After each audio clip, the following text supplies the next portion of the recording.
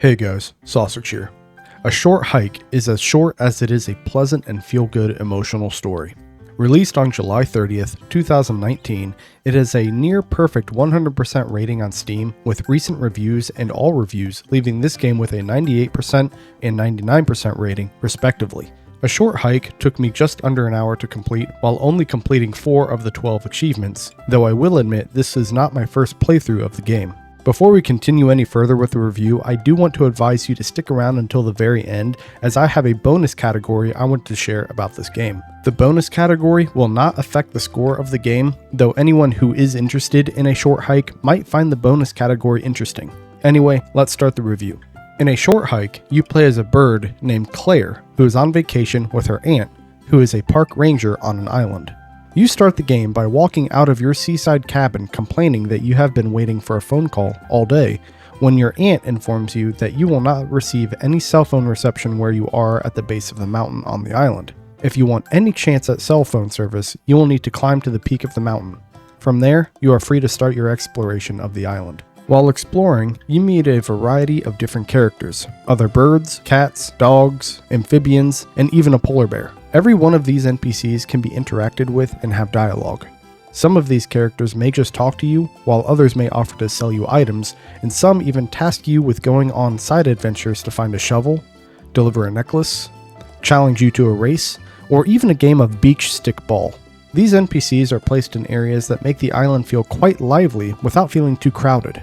While the farther you climb up the mountain, the less NPCs there are. This slow decrease in NPCs as you climb the mountain perfectly conveys the feeling of loneliness, isolation, and solitude, while not feeling stressful or overwhelming as these feelings often do. While you could probably find a way to climb the mountain without doing any of the side adventures or searching for collectibles, you are encouraged to do so, as the main mechanic of the game is to collect golden feathers. The character you play as, Claire, is a bird, and though you cannot necessarily fly, you can glide and even flap your wings to give yourself a little boost upwards. To acquire extra boosts though, you must collect these golden feathers. These golden feathers allow for extra boosts while also acting as a sort of stamina meter. Not only can you glide and flap your wings for a slight boost vertically, but these golden feathers are also needed to climb any mountainsides you encounter, as you cannot just run to the top. Climbing isn't free, as if you run out of golden feathers, you essentially run out of stamina, and you'll slide back down to wherever you began. Not only that, but one of the NPCs offers the player a side adventure, and upon completion of the side adventure, you'll earn a pair of running shoes which will grant the player the ability to run at the cost of golden feathers. Flapping your wings, climbing, and running only depletes the energy used by the feathers. It does not discard the feathers. The recharge rate of the golden feathers is short as well, so you will not be forced to sit and wait for them to recharge. Recharging the feathers only takes a few seconds, and you do not need to stop moving to recharge. You must simply refrain from using any of these flapping, climbing, and running abilities. As you play, assuming you decide to explore and complete the side adventures, you will come across various items such as a shovel, sticks, pickaxes, buckets, and even a fishing pole. These items will allow you to interact with the island in various ways. Everything from digging up buried treasure, to watering plants, and even mining boulders that block cave entrances, which will open shortcuts allowing for quick traversal around the island.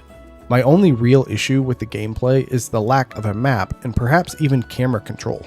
While implementing a map may diminish the feeling of adventure and exploration, I like to know where I am, where I've been, which NPCs I have talked to and where they are, and the locations of all of the collectibles I have acquired. By not having a map, I am left guessing where certain parts of the island are in relation to my current position, or if I've talked to a certain NPC, or if I have missed any collectibles in my area. There are signs up on the island that point the player to where certain areas are, but a map would still have been nice. If I could implement a map mechanic, I would have allowed the acquisition of the map after completing the hike. Perhaps after coming back down to the base of the mountain and talking to your aunt, the park ranger again, and having her say something along the lines of, "Hey, sorry, I forgot to give you this. It's a map of the island. It will show you where you are, where you've been, and if you find any interesting items during your exploration, you can mark those down as well." With any collectibles and NPCs you've interacted with being retroactive, As for camera control, the control isn't necessarily bad. I would just prefer a little more freedom with it. The freedom of not just movement, but also the ability to zoom in or zoom out. I do want to mention that this game can be played with mouse and keyboard.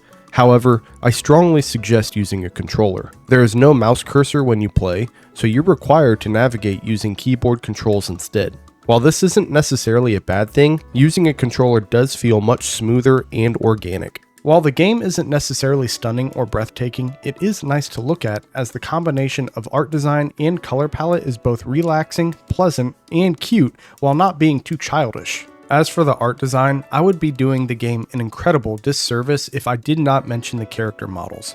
Not a single model is bad or displeasing, though it is important to note that they took heavy inspiration from Animal Crossing. If you do not believe me, look at the shadows of the fish in the water, or the X's on the dirt where you can dig up treasure. If you're still unsure, look at this money rock, a clear reference to Animal Crossing. While it can be argued that maybe taking inspiration from Animal Crossing for the models is lazy, I really appreciate their homage to the Animal Crossing series with these little references and Easter eggs. As for the soundtrack, it will not bring a tear to your eye, but it is extremely pleasant and relaxing. Not only this, but the music slowly changes from the base of the mountain to the peak. Upon reaching the snow cap of the mountain, the music changes even more dramatically to convey a sense of both the solitude as well as the frozen stillness of the area. Not once was I left tired of hearing the music in a short hike. Unfortunately, the weakest link of this game is the price tag. For a game that will only take an hour to complete, it costs $8 US. While $8 will not break the bank, that just seems a bit high for the time you'll spend playing the game. If you decide you want to collect all of the achievements, then perhaps the $8 price tag might be justified. But if you're only in this for the story and gameplay, then you'll be left a little disappointed. While the game is fun and it does make you feel warm and happy with a slightly emotional ending, $8 is just a bit too steep. With all of that said, I give a short hike a rating of 7.5 sausages out of 10. While the gameplay is fantastic, the lack of a map and camera control leaves little to be desired, especially for any completionists out there, as not having any sense of direction besides the mental map you create in your head, or the lack of ability to zoom out, will perhaps leave you running around the island multiple times while attempting to complete all of the achievements. The art isn't necessarily special, however, it is not bad in any sense. If anything, you may even spend a lot of time running around in the game just looking at all of the scenery, as it is just a nice, relaxing little game to spend time exploring in. The music isn't necessarily special either, but just like the art, it is relaxing, soothing, and makes you feel good. The price tag of this game compared to the time you'll spend playing this game is really what dampens the score. My recommendation is to wait until this game is on sale.